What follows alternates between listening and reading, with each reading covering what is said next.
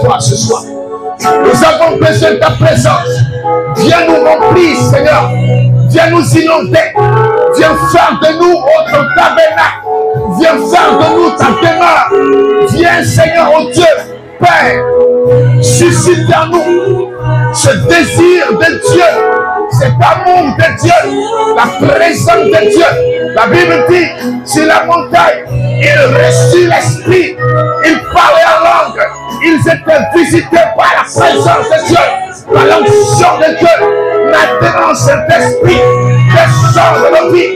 Maintenant, cet esprit touche nos vies. Maintenant, cet esprit, Père, brille-la-nous, papa. Brille-la-nous, papa. Brille-la-nous, papa. Shalalalala. Alléluia. Nous sommes à quelques jours d'une nouvelle année. Allez. Nous sommes à quelques heures d'une nouvelle année. Et quelque chose doit se passer ce soir. Quelque chose. Dis à toi-même, quelque chose doit se passer. Alléluia. Tu vas t'asseoir comme une majesté. Et tu vas prendre ta Bible. Le passage de Joël 2, les versets 25 et 26. On va écouter la parole de Dieu. Je vous remplacerai les années où on dévorait la sauterelle, le génèbre, le asile et le gaza. Ma grande armée que j'avais envoyée contre vous. Vous mangerez et vous rassasierez et vous célébrerez le nom de l'Éternel votre Dieu, qui aura fait pour vous des prodiges. Et mon peuple ne sera plus jamais dans la confusion. Amen. Nous rendons grâce à Dieu. Alléluia. Alors voici un message que Dieu nous donne, qui est un message de consolation, un message qui vient après une épreuve. Alléluia. Il dit, je vous remplacerai les années qu'ont dévoré la sauterelle. Les années qu'ont dévoré la sauterelle, et il cite le Gélec, le Asile, le Gaza. Et il dit ma grande armée. Gloire à Dieu. Lorsque vous lisez dans le même livre de Joël, au chapitre 1, à partir du verset 4, le verset 4, il dit ce qu'a laissé le gazam, la sauterelle l'a dévoré. Ce qu'a laissé la sauterelle, le Gélec l'a dévoré. Ce qu'a laissé le Gélec, le asile l'a dévoré. C'est pourquoi il parle d'armée. Dans une armée, il y a les catégories. Amen. Il y a les soldats de rang, il y a les officiers supérieurs, vous voyez, les officiers et les officiers supérieurs. Vous voyez, il y a le commandant. Donc, vous voyez, ça dit que Dieu lui dit, il a envoyé une armée contre vous. Il parle à Israël, pas vous ici, n'est-ce pas? Mais vous allez voir en quoi ça vous intéresse aussi. Quand Dieu dit, j'ai envoyé ma grande armée contre vous, ça veut dire quoi? Ici, ce n'est pas un sorcier qui s'est levé délibérément pour attaquer. Parce que ça existe. Le sorcier qui se lève, il est aigri, il est jaloux de voir ta prospérité et qui se lève pour t'attaquer. Ça existe. Mais ici, ce n'est pas ça. Dieu dit c'est lui qui a levé son armée contre toi. Pourquoi? Quand vous allez lire depuis Joël 1, vous allez comprendre que Dieu était dans une colère. Amen. Dieu était dans une colère. À cause de quoi? À cause du comportement de ses enfants. Des hommes qui ne respectent rien, qui se comportent comme des apaniques. Connaissez l'apanique? Il n'est pas oiseau, il n'est pas animal. Il y a des enfants de Dieu qui sont comme ça. Tu les vois, ils sont à l'église. Amen. C'est une bonne chose. Mais si Dieu pouvait faire tomber les écailles des yeux de chacun pour voir son identité spirituelle, tu vas comprendre que tu n'as jamais été chrétien. Il est bien bon d'être un bon païen en train d'adorer ton fétiche quelque part là-bas. Tu ne vas pas à l'église et tu l'assumes. C'est mieux que de dire que je suis chrétien. Mais dans ton comportement là, on ne voit pas des chrétiens. Josué, il a demandé à Israël, il dit, mais jusqu'à quand vous allez marcher comme ça? On ne sait pas si vous partez à gauche ou partez à droite. Vous marchez comme des crabes. Où est le crabe?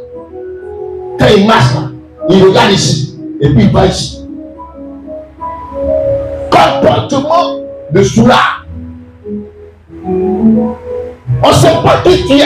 On ne sait pas comment tu fais. Comment tu te comportes. Maintenant, chaque jour, tu as un chapelet comme ça, rosaire, blanc. Quelqu'un qui te voit dit, oh, ma soeur. Pourtant, au fond du temps, c'est passé. C'est des comportements qui suscitent la colère de Dieu. Alléluia. Ça suscite la colère de Dieu. Alors Dieu s'est énervé contre Israël et il a envoyé contre eux son armée, sa grande armée. Bien-aimés dans le Seigneur, certaines situations qui nous arrivent, je ne dis pas toutes les situations, certaines situations qui nous arrivent sont de notre faute. Mais par notre comportement, notre manière de vivre, notre manière de faire. Oh, je n'arrive pas à me marier depuis là, je ne sais pas, ici, toujours c'est bon, on évite un mariage. Toi-même, quand tu te regardes là, tu les as marqués comment marier. Alléluia. C'est pas joli de visage là, tu es joli. Mais ton comportement là, est-ce qu'on peut marier quelqu'un comme ça?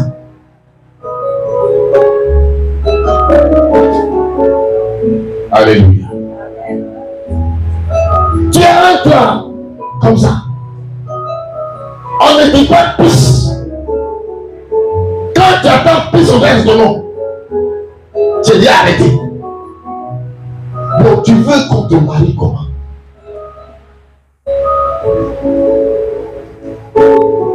Alléluia. Et après ça, tu vas à l'église. Quand tu es chrétien, il faut savoir te comporter. Mais Dieu qui sont des, c'est-à-dire qu'ils sont des critiques. Alléluia. On a pas sage. Ils sont au courant de tout. Amen. Il y a un jour, j'étais là et puis il y a un ami qui est venu me raconter une histoire. Parce qu'on était en troisième. Et puis dans notre classe là, on n'était pas beaucoup. On était au moins 5 personnes, on était trop forts. Alléluia. On était trop forts. Donc parmi les 5 là, il y avait un petit dedans. Actuellement, les médecins. Les chirurgiens, même, je l'ai rencontré la dernière fois. La grossi comme ça. Petit, elle est fort.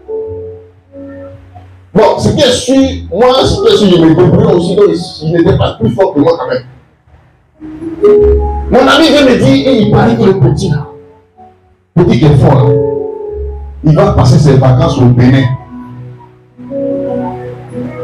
Et c'est assis comme ça, et puis il a parlé jusqu'à lui. C'est que tu veux le dire là. Qui t'a dit? Il dit, ah, j'ai entendu. Il dit, qui t'a dit? Il dit, j'ai entendu. Il dit, moi, il sait qui t'a dit. Parce que quand j'écoute, j'entends la voix de cette personne qui t'a dit ça. C'est comme ça il est. Il parle. Il dit qu'il m'a dit, il lui a dit le nom de la personne. Au début, il a dit c'est faux. Après, le mec a ça. Il dit, ah, c'est que tu le connais vraiment. Ouais, c'est lui qui m'a dit. Il y a des choses comme ça. C'est que tu n'as pas vu. C'est ce que tu dis. Il va au Bénin. Bénin, c'est un pays. Alors, parce que lui, en disant il va au Bénin, c'est qu'il va se faire laver pour être fort. Le Bénin, c'est un pays. Il ne peut pas dire au Bénin. Peut-être on ne le connaît même pas. Peut-être il a des liens au Bénin, tu ne sais pas. Il dit il va au Bénin, donc il a laissé là. C'est pourquoi il est fort. Quand Dieu va te frapper, tes 10, il va transformer ça en 0. Tu vas dire il est mauvais. Amen. Donc des comportements qui n'honorent pas le chrétien que tu es. Un enfant de Dieu doit savoir se comporter. Ma fille, tu vas me prendre le passage d'Isaïe, Isaïe 59, à partir du verset 1er. Tu vois, si tu veux que la grâce de Dieu soit sur ta vie, il y a un certain nombre de choses que tu dois éviter. Parce que quand Dieu lui-même est fatigué, il envoie son armée contre toi. C'est alors que tu vas prier, puisque tu es habitué à prier, tu vas prier, mais tu ne vas jamais te repentir. Il y a plus beaucoup casse-brise, mais il ne se repente jamais. Oh, je repentis, ce n'est pas de dire je confesse à Dieu tout puissant. Non, c'est de dire je ne fais plus. Isaïe 59, tu as trouvé? Après le verset 1.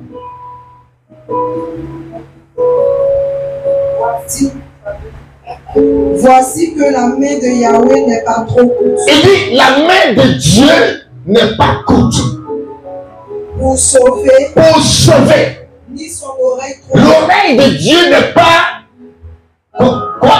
Trop dure. Elle n'est pas dure. Pour entendre. Continue.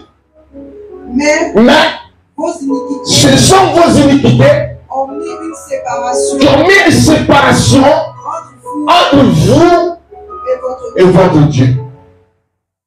Vos péchés lui ont fait cacher sa face pour qu'il ne vous entende pas. Pour qu'il ne vous entende pas et pour qu'il ne vous voit pas.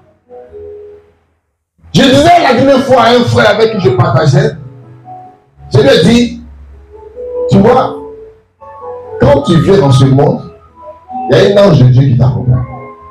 Amen. Lui, il est chargé d'écouter tes prières, de les présenter à Dieu et de prendre la grâce que Dieu a pour toi pour t'envoyer. En même temps, Satan, lui aussi, il envoie son ange à tes côtés. Lui, son objectif, c'est de t'empêcher d'accéder à ta grâce, de t'empêcher de toucher à ce que tu dois toucher. Donc les deux anges là sont avec toi et puis marchent avec toi. C'est vrai. Alléluia. Maintenant, la proximité avec l'ange de Dieu ou l'ange du mal, ça dépend de toi. Si tu te comportes bien, tu vis bien, tu marches sur les principes de Dieu, les préceptes de Dieu, tu pries Dieu comme il se doit, en esprit et en vérité. Ça c'est aussi normal. Parce que Jésus a dit quoi? Il dit, l'heure vient où mes adorateurs m'adoreront en esprit et en vérité. En esprit et en vérité. Ça dit quoi? Il y a des gens là. L'adoration même là c'est mensonge. L'adoration c'est mensonge. Donc tu pries en esprit et en vérité, alors ça crée la proximité entre toi et l'ange de Dieu. En ce moment-là, le feu de l'Esprit de Dieu qui est autour de toi va commencer à éloigner l'ange du mal. Gloire à Dieu. Ça va l'éloigner. Maintenant, quand tu tombes dans le péché et que tu commences à vivre dans le péché, ce qu'on appelle les immondistes, la poubelle, la même manière que les asticots aiment les poubelles, la même manière que les souris aiment les poubelles, la même manière que les mouches adorent les poubelles, le diable va commencer à se rapprocher de toi et l'ange de Dieu va reculer. C'est là, l'armée de Dieu va commencer à s'attaquer à détruire beaucoup de choses de ta vie. Amen, amen. C'est pourquoi Dieu dit, il a appelé Israël à la repentance. Il faut que nous changions de comportement. Il faut que nous changions notre manière de vivre. Je vais vous montrer ce passage où Dieu appelle à la repentance. Toujours Joël 2. Tu vas aller prendre Joël 2. Verset 12. Il y a pas exprès pour ne pas donner les passages. Il doit chercher. Tu dois pouvoir prêcher l'évangile. Il faut savoir où tout est positionné. Joël 2, verset 12.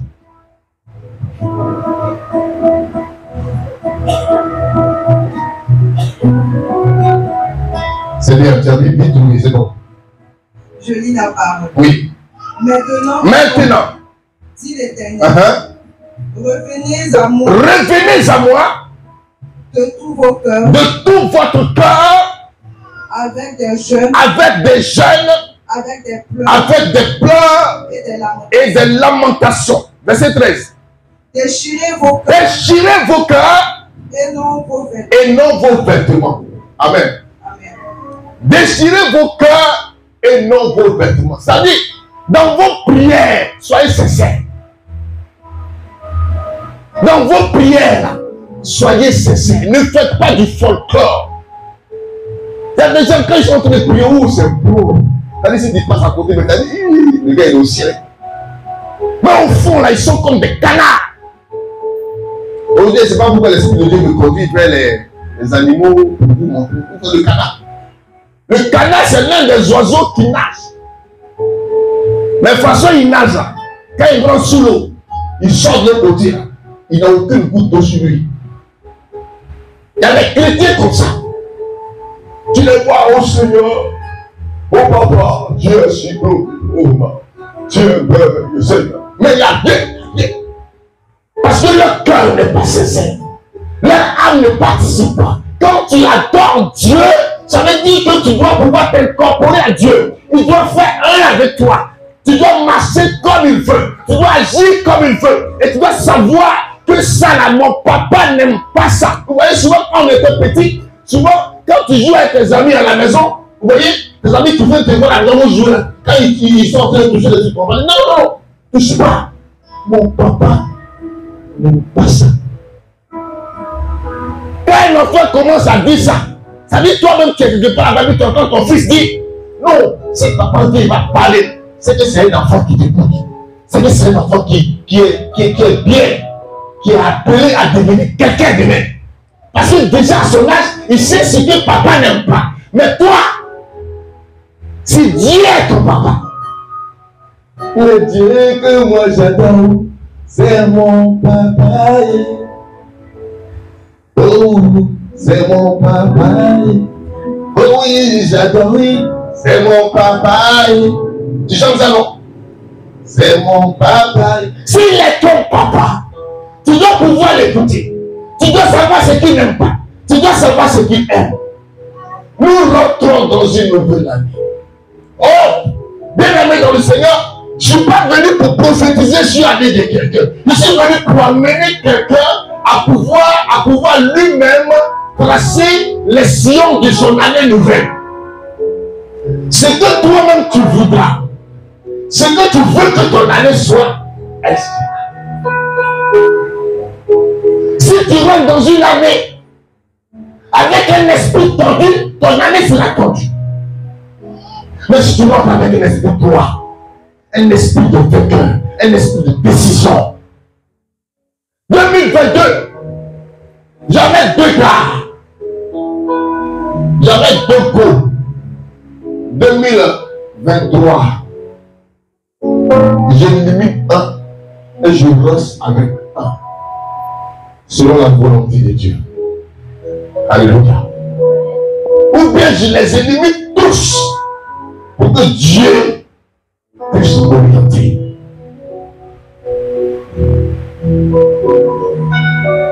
C'est à toi de décider. 2022, j'avais des relations avec mon patron.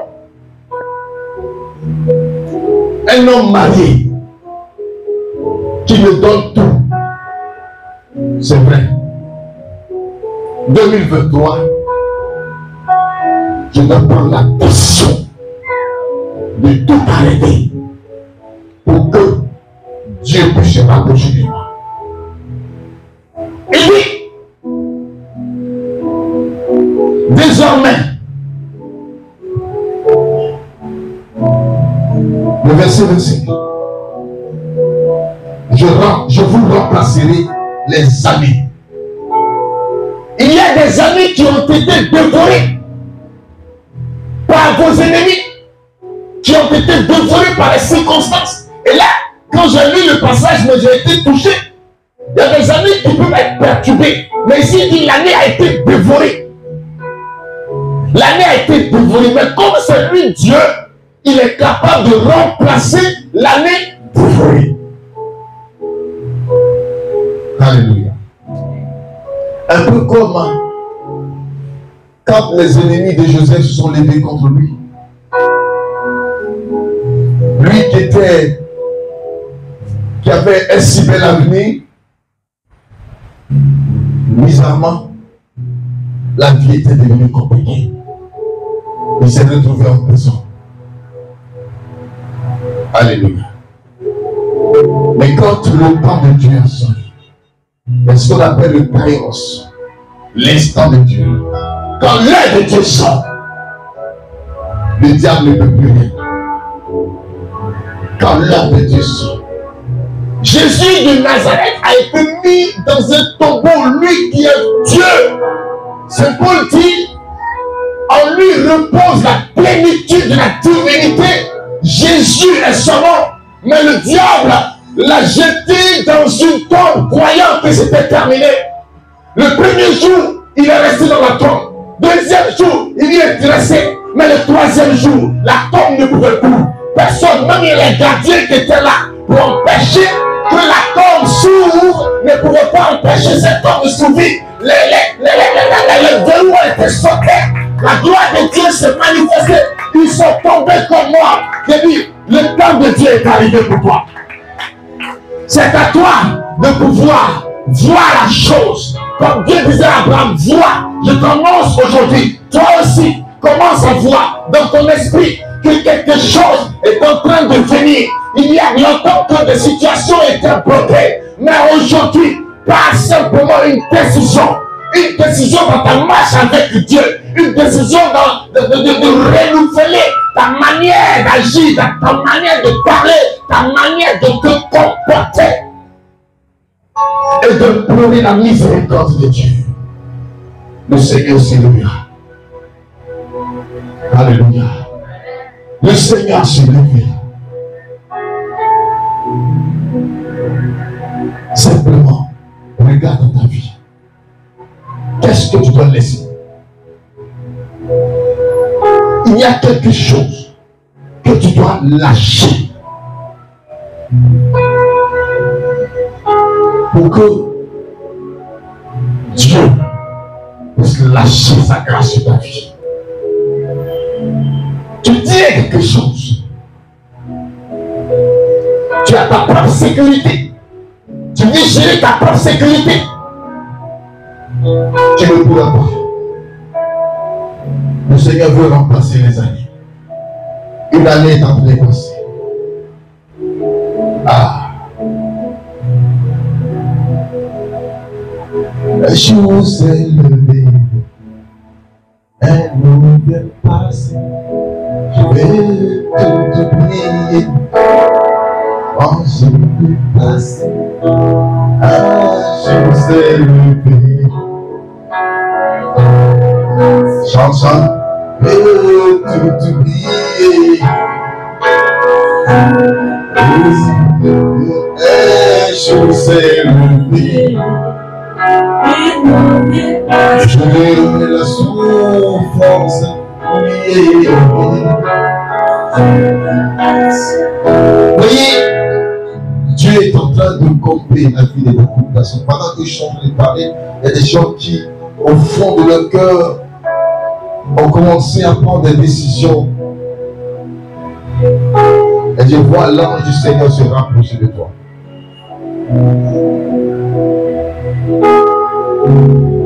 Il ne t'a pas abandonné. Mais Dieu d'Abraham n'abandonne pas.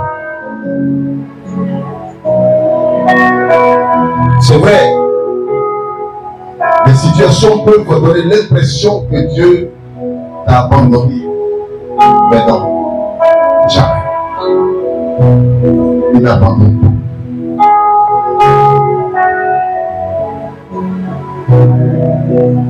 Je baisse la tête simplement.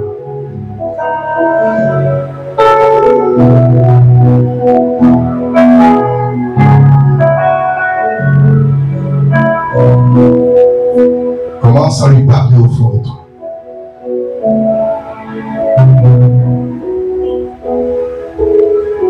Je vais prendre un cantique de repentance pour permettre au peuple de Dieu d'entrer dans un temps de repentance.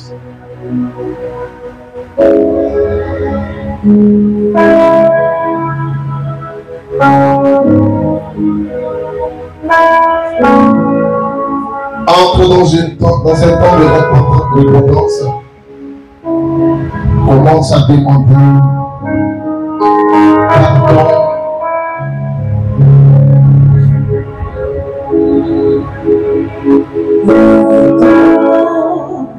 Explore la miséricorde de Dieu.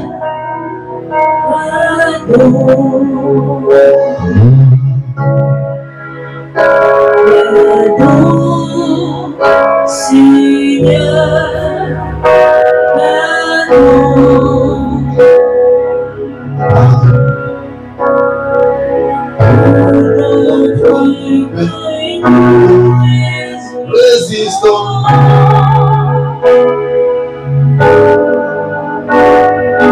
Viens enlever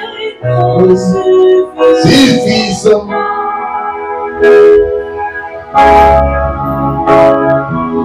Et chasse nous abandonne.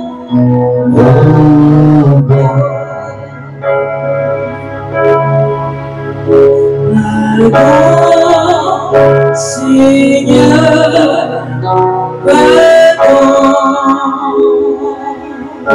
pardon. Seigneur,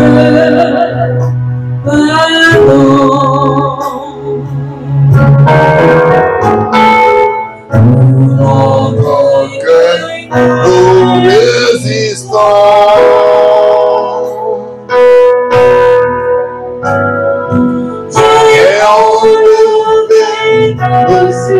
Suffisant.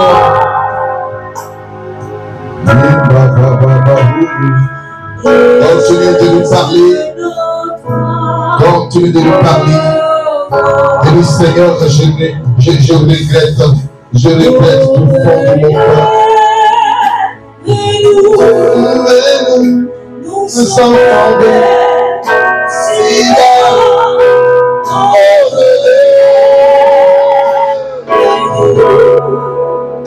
Par ta grâce et ton pardon et pitié de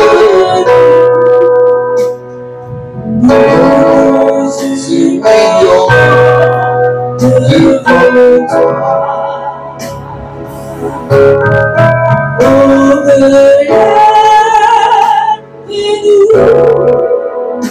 Nous sommes tombés si bas, relève-nous par ta grâce et ton pardon. Tu vas commencer à prendre des résolutions, maintenant.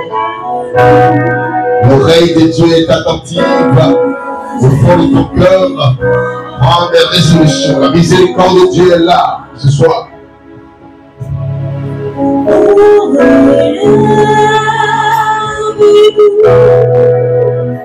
Nous sommes tombés si bas, relève-nous par ta grâce et ton pardon. Pitié de nous, nous humilions devant toi.